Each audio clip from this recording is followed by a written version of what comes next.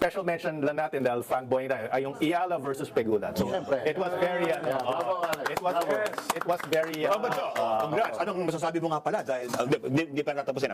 Isikit na ako. Ang naging usap-usapin, hindi balita na bad news. Yes. Nag-iisang good news is Alex Ayala. Again, she's grabe talaga. I mean, she's amazing in everything she's doing, and she carries herself so well. She answers the questions so well. Cool. At saka ang pinakamalaking bagay para sa akin, lagi niya pinagmamalaki na Pinay siya. Every tournament na kapag sa interview, lagi niya sinasabi or lagi niya pinagmamalaki na ang kanyang pagiging Filipina. So you know, it's great what she's doing, and you know, it's such an honor to be able to witness her success. Dream girls. And we wish her all the best, and you know, hope that she continues to keep on winning. She just won, I think, today. Nanalo na naman siya. Have you personally met her? No, I have not. But she, you know, she lives in the same building as one of my best friends, and ang binanggit sa akin is that she's always practicing, she's always working out, she's always training. Sobrang disciplined talaga. Siya ba yung tipo ng babae na pwede mong niyayahin magkape?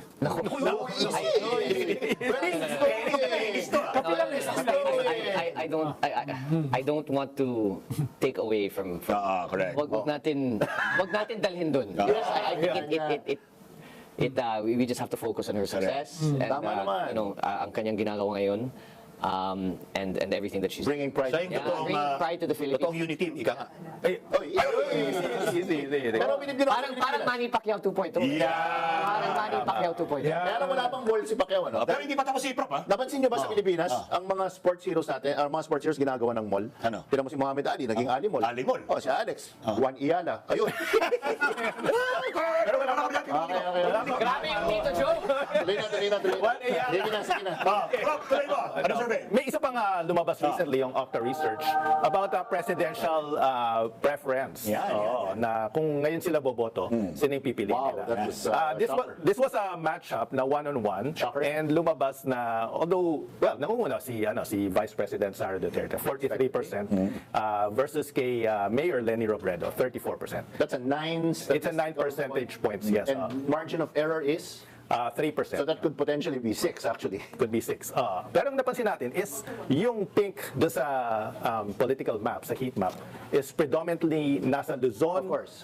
And maybe parts of Visayas. Pero mostly Luzon, Metro Manila. And then Mindanao, of course, is green, some heat map, and then Visayas. But mostly Central Visayas and Eastern Visayas. So essentially, this is a mayor, a lady who has not given any announcement, vehemently denies, versus someone who has vehemently denies any political aspirations. Compared to someone na nag-iisang nag-proclaim na tatakbo siya. Essentially staying in her house and receiving visitors, and is 9 statistical points away, possibly 6 away from the front runner. So this is quite a... Ibig sabihin, Doc, Guido, nung last year, na halos ang kanilang aura ay invincible. Ngayon ay competitive na. Competitive. That's very competitive. Medyo iba yan, no? I'll go to war with that. Yung packaging nila a year ago ay we are unbeatable. No? Everybody fall in line sa likod namin. No? Tsaka, well, si Sek na lang ang kakausapin ko dito dahil sa aming mga... Pupusta ba si Sek? Para sa aming mga sanay sa ganyang mga numbers, which is not to say that you are not prof, of course, and you as well, Maki, but pag hindi pa tumatawid ng 50, malaking bagay yan eh. Yan yung talagang competitive yan. Kasi once tumawid yung isa sa 50, mga 60 and above, yan, that makes it a little bit harder. But if you're talking about 43 and 34, laki pa ng undecided yan. Marami undecided. Di ba? It could change, it could shift pa rin. That's practically... Kaya nung 2021, nung 60% yung papa ni Majo, alam mo, tapos na yung laban. Tapos na yung laban. Yes. Yun yung tumawid na. Tumawid na. Yun yung hinahanap nitong mga ito na ERAP moment. Yes. Ano, dumating si ERAP sa isang moment na unbeatable na siya. Correct. Noong 1998. Or Pinoy for that matter. Hindi na competitive. No? Yes. So that's I mean, we should be looking out for numbers like that and surveys like that. Pero tanong ko kay Manjo, kaya ba naniniwala kayo sa surveys? Lalo na Octa. Lalo na Octa. Alam mo, it's funny that you say that, di ba? Kasi kapag mataas sa survey ang inyong sinusuporta, sinasabi mo, totoo yun. Pero kapag mababa ang inyong mga numero, hindi, fake. Fake yan, bayaran. So, you know, Natumbok mo ba ito? the numbers don't lie, and you have to take it as it is. I always think surveys are, again, a snapshot of the sentiment of the people at any given time. But I always take it as instructions as to what needs to be done. Yes. It's always, you know, a guideline as to what the priorities are. Or strategies. Tama yun. Exactly. Tama yun. And well done surveys, ha? We're qualifying that. Credible survey. Some surveys are more equal than others. No? Yes, yes. Some survey it better. In Congress, they can make what surveys do you particularly are focused at in doing laws, in mga ganyang klase mga batas? Anong gusto mong malaman ba sa mga tanong sa Pilipinas sa tao sa surveys na ngayon? Well, thankfully, nagpapasalamat kami na the numbers of Congress over the last few months medyo umaangat na. Under the leadership of Speaker Boji D, nagpapasalamat kami sa kanya. And, you know, I think for us, trabaho lang. I mean, we just have to show that we are working. And at the end of the day, gut issues talaga lagi na ng tao. Very true. How can Congress help the Juan de la Cruz? You know, and it's that's what we have to focus on, and that's why sa sona ni Pangulo, I dare to say, if I were to be a political analyst like Sec Ronald, it's Please the don't most, like Sec Ronald. I think the most populist sona that he's ever done. Dahil sa dami nating pinagdadaanan ngayon, that's really what you need, relief, economic relief. Yes, sir. So dun talaga kami nakatutok. Yes, sir. Yes, sir. Yan, ang sarap-sarap nun sa buhay natin. Oh. Gusto mo na ba mag-Herman? Sorry. Yung isa kasing sitwasyon ngayon na again, unprecedented. Nanalo yung unit team with numbers na unprecedented. Ito yung first time na ganyang kalaki yung nakuha ang boto. Absolutely. No? Dito. Pero at the same time, ang bilis maghiwalay. Ang bilis mabiyak. No? Napaka-historic, napaka-unprecedented ng victory, pero napaka-unprecedented din nung bilis na nag-away. Nung nangyayari yan, ano nararamdaman mo, Madjo? No? Dahil marami ng panahon o pagkakataon na naipaliwanag ni Presidente yung kanyang saloobin dito sa nangyari. No? Pero hindi pa natatanong sa iyo kung ano ba yung naramdaman mo nung nangyayari yan? Obviously nakakalungkot. Hindi lang dahil nagkahiwalay yung unity team, pero because of what came after that. And that's yung gulo sa politika. Lagi ko naman sinasabi, kapag may gulo sa politika, nababawasan ka ng oras para magtrabaho. Yes. And nakikita naman talaga natin yun. And it's sad, and nalulungkot talaga ako, pero Yung move on. we have to do what we have to do. And alam mo, marami talagang baka papagalitan ako. If I say it. Marami talagang, it was a part of me kind of saw it coming. Actually. Hindi dahil sa isang tao, kundi sa daming mga iba't ibang partido sa paligid na sa dami nilang, it was a power struggle. Yes. And I will never forget. And this is the first time kwento ko to. Wow. And I don't know if the president's gonna get mad at saying this. Andito na tayo. Andito na tayo. Mr. President. Nung nangangampanya ng aking tatay, tapos hinihingi niya ang suporta ng Malacanang, tinawagan kami. Pinapunta kami sa Malacanang. Pinahintay kami dyan, mga 2 oras kami nakahintay, nakatambay lang dun. And then, nakaharap kami. I'm never gonna forget. Nandun kami sa presidential guest house, pinasok. And at the time, there was still no official endorsement from Malacanang.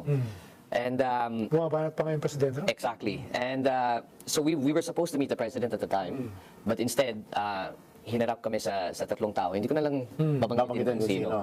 But we were put in front of 3 people, and they essentially, asked ano plano mo, ano magagawa mo para sa amin, etc., etc. And then there was one person who's a sitting official now, hindi ko na lang sasabihin, but that's a clue.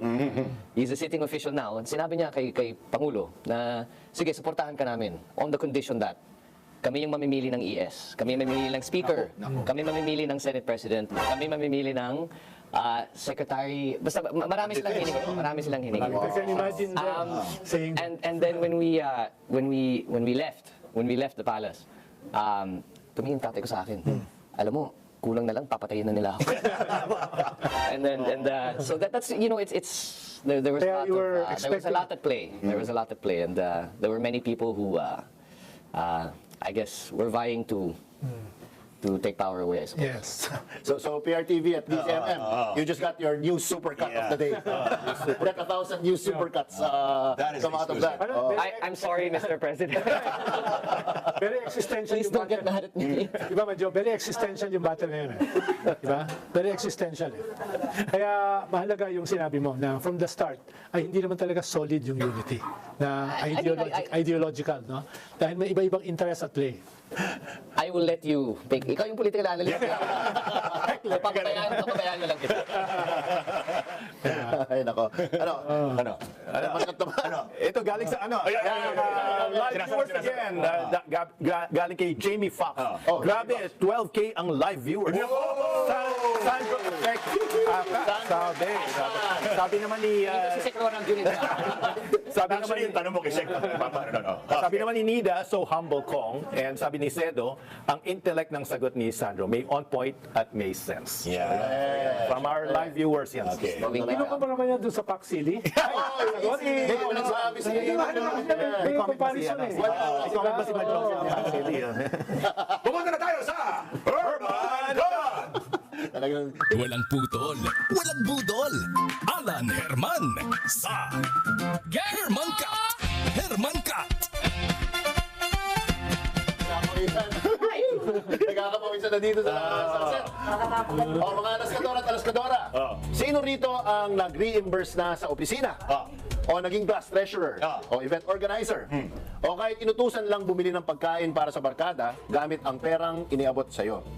Kung naranasan nyo na ito, alam nyo ang kasunod niyan. Ano? Never mo naman sigurong maririnig yung tanong na, ninakaw mo ba yung pera? Siyempre, foul yun. Ang usual na tanong ay, may sukli pa ba? Yan. Nasaan ang liquidation? Siyempre. Nasaan ang resibo? Naman. At wala naman ang offend doon. Bakit? Dahil alam nating lahat ang isang simpleng prinsipyo.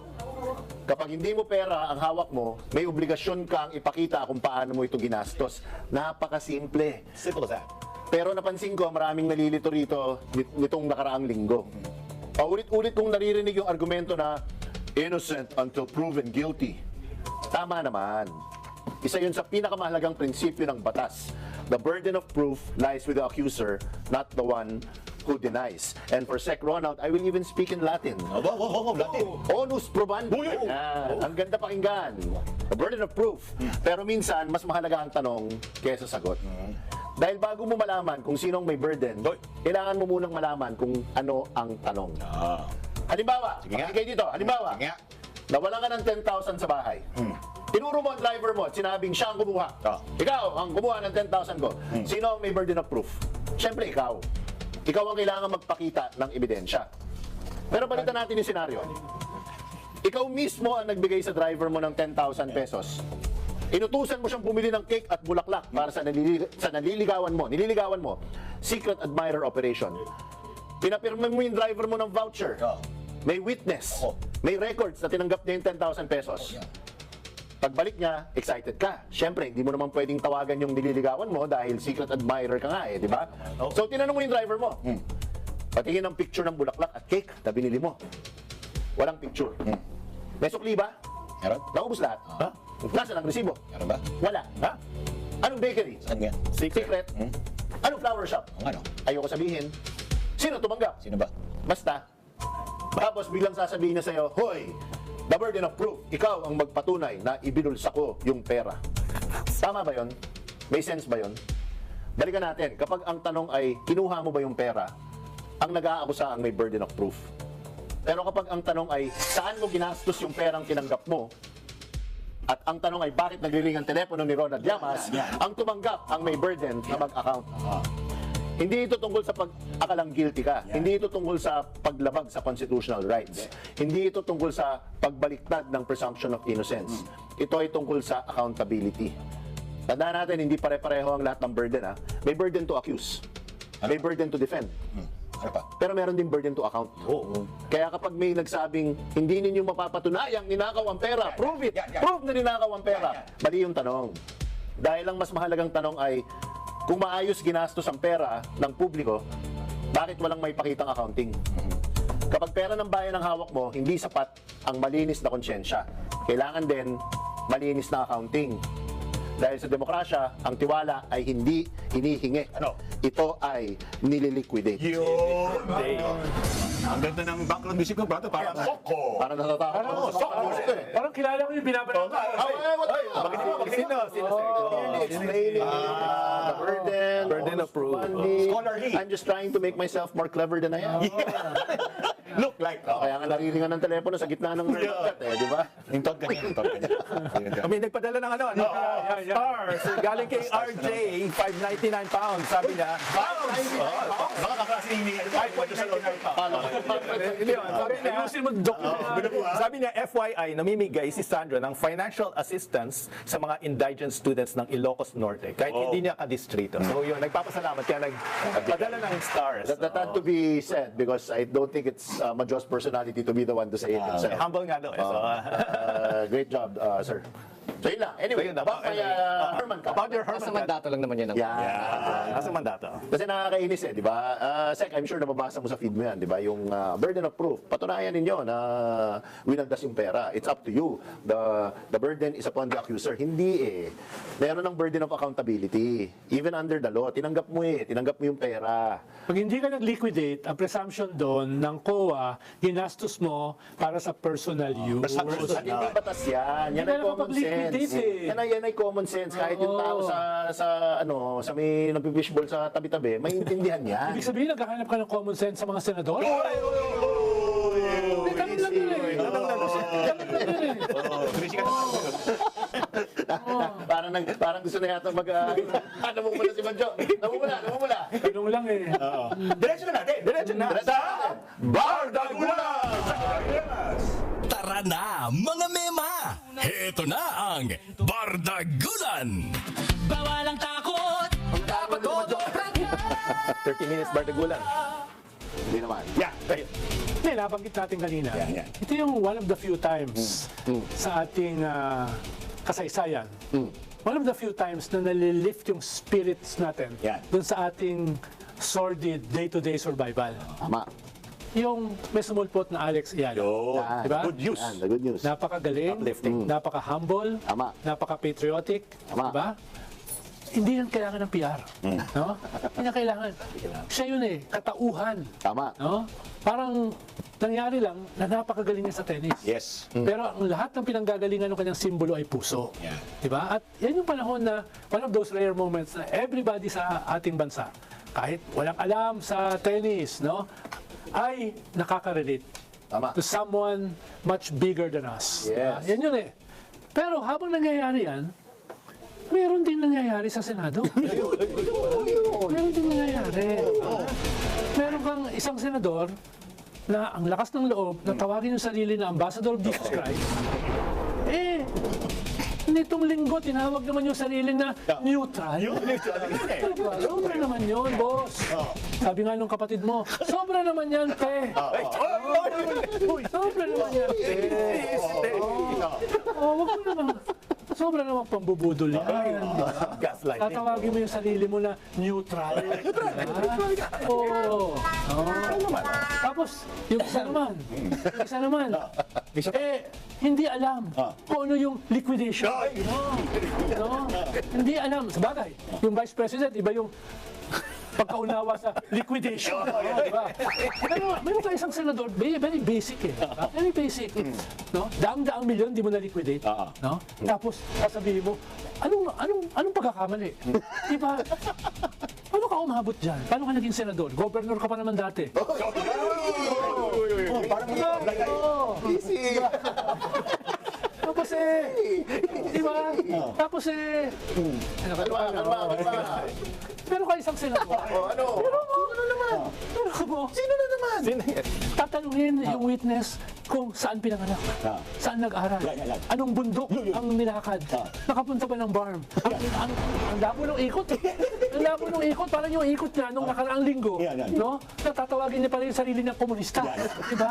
Ang layo ng ikot Kahit ako, with my limited intellect, no? Ang hirap habulin. Diba?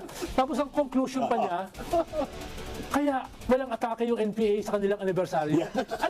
Anong kinalaman doon? No, anong kinalaman doon sa pinag-uusapan? Diba? Alam naman natin, hindi kayo ganun katalino.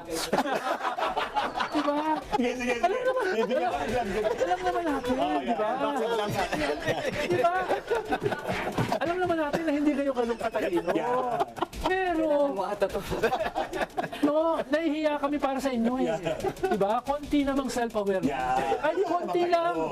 Konti lang. No? Ganyan, mahiya naman kayo ka. Alex Ayala. Simbolo. Kung ano yung mabuti sa atin. Tapos ang pinapakita nyo, puro mga kung ano-anong kawalang hiyaan, di ba? No? Sana man lang, mahiyaman lang kayo. Habang nangyayari yung ginagawa ni Alex Ayala, medyo magtimpi naman kayo ng konti, di ba? Yan naman kayo. Di ba? Huwag niyo naman tayong ipahiya. No? Sumabay naman kayo. Saan? No? Sa pagiging Uplifting of the Filipino. much better. Yes. No?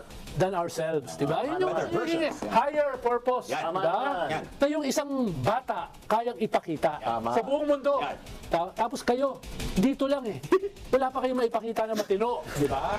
Yun lang naman yung sinasabi natin. Hindi naman ganun kalaki yung hinihingi. Oo. Kaunti namang karangalan. Kaunti namang talino. Kaunti namang kahihiyan. No? Kaunti lang. Hindi nyo ba kayang ibigay yun? No? Eh, mahigit 20 na yung Ghost Projects katagig. Bigla na pumasok. Bigla na pumasok. Yan yung problema sa mga self-righteous.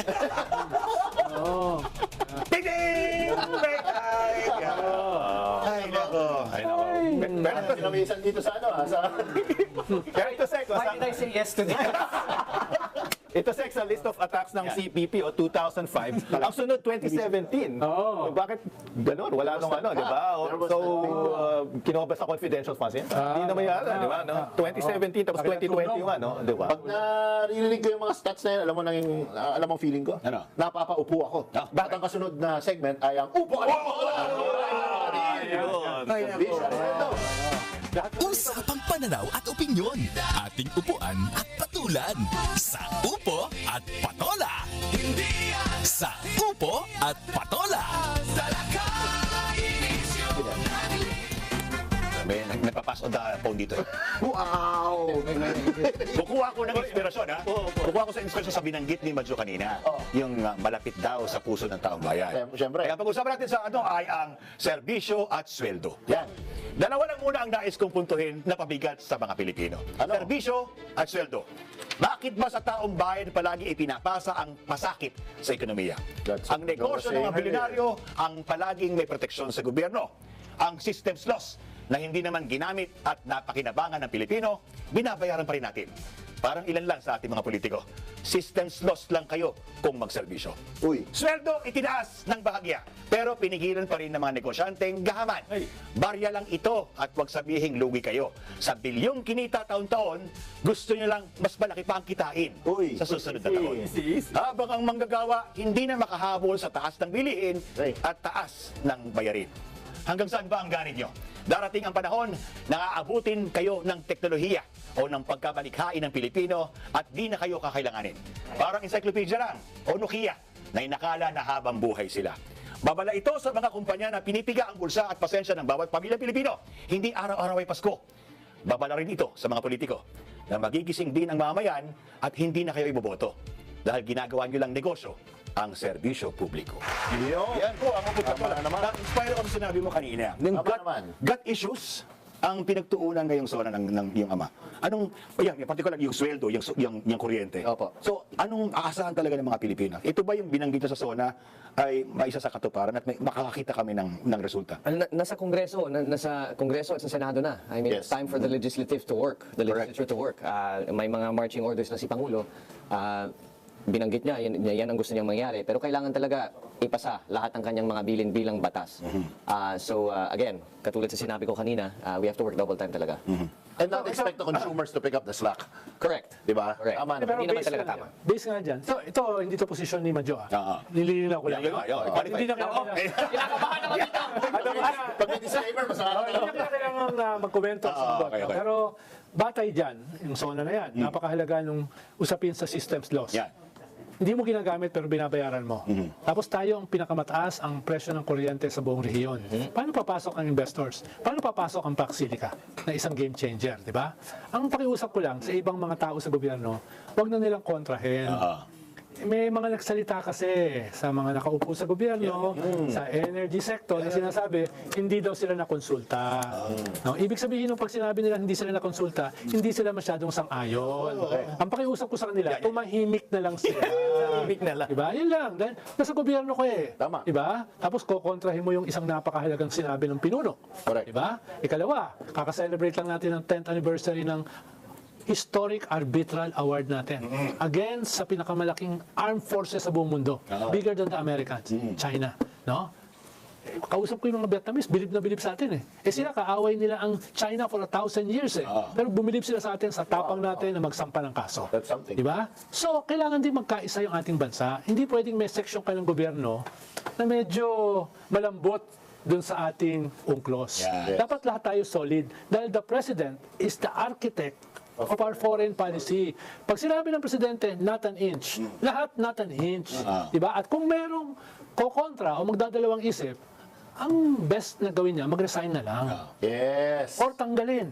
No? Agree. And Yun, he reiterated it during his SONA. Oo, So medyo napakahalaga nun eh. nabuhayan ako dun sa sinabi ni Madjo kanina that maybe now's the time to put a little grit and a little Grit.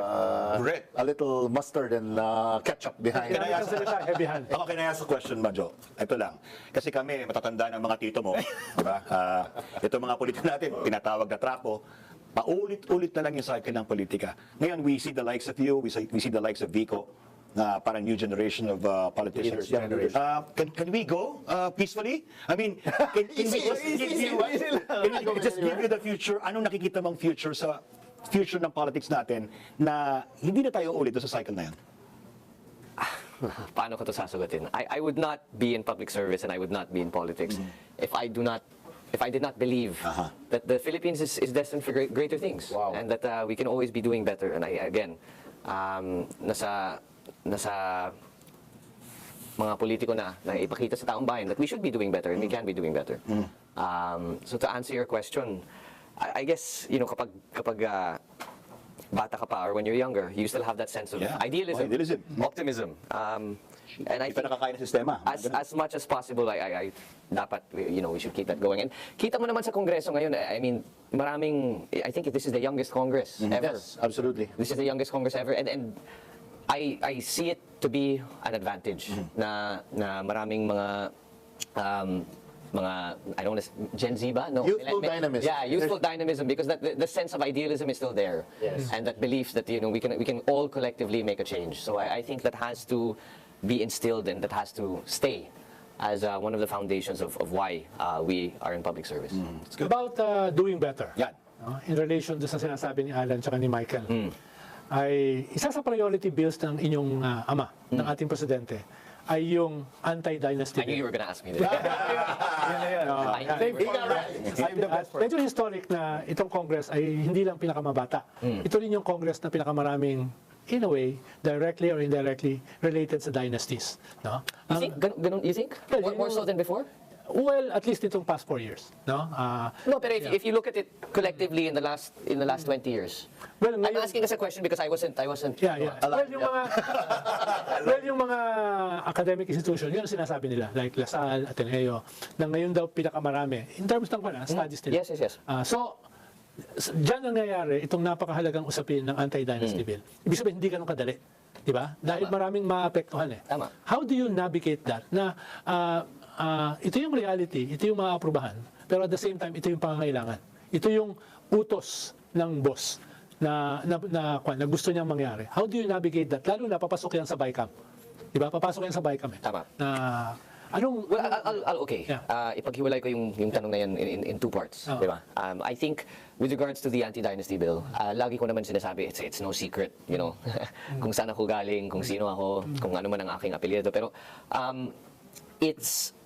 kung yan ang gusto ng taong bayan, edi trabaho ng mga congressman, senator na ibigay sa taong bayan. And if that's what they think is needed, then it has to be at least it has to be passed and then at least discussed in great lengths. And you know, again, to discuss the realities, di ba?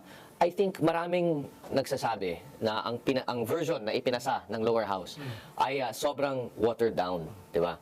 And for me naman, lagi ko sinasabi na if you were to make a stricter version of the bill, hindi yan maipapasa sa Kongreso. That's the reality. And you know, it's one of those things, you're damned if you do it, you're damned if you don't. True. And I think what's important is na ipasa na ng Kongreso para Started. to get the conversation started. Absolutely. And may bycam pa yun eh. Yes. Pero I mean, if you think about it, and you're in the position, di ba, na kung hindi namin ipinasa, sasabihin ni Sec. Ronald Llamas, o tignan mo yung Kongreso. Wala na naman. Puro dynasty. Yan ang dahilan kung bakit hindi ipinasa ng Kongreso. Masama ugali nun. Eh, kung ipinasa namin, sasabihin naman, sobrang water down. Sobrang water Puro down reklamo compared to what we want. So, you know, if those are the options, ipasa na lang Ipasa mo natin. na. Get the conversation started. You know, that's the beauty of legislation. It evolves over living time. thing. It can still be improved. It's not static, exactly. And like I said, may bycam pa yan. I think what was important was that on the part of the lower house, may ipasa na natin. So, there is progress. Wow. Can I have this question kasi ang dami na nagte-text sa akin I know, kanina pa. even me. Ay nako, ito. Yung nababother kami lahat na your family gets lambasted with words, with threats, with kung ano-ano. And you have this tita who also has that additional thing. Diba? Para, simple lang ang tanong ko. Ang tanong ko, hanggang kailan? Paano ba napunta doon? Hanggang kailan? At will you, in some place in time, say enough is enough? Parang isang separate episode dyan. Yeah. Pero konti lang, sige. Abangan! Yeah! Yeah. Ito na tayo. Mag-faction na tayo. Dahil Siguro maraming nagulat sa inyo. I'm reading it in my comments that a lot of you are pleasantly surprised. Yeah, that we have. That Nag-extend na Majority House Leader Sandro Marcos is witty and kalog and brilliant, and that's a fact.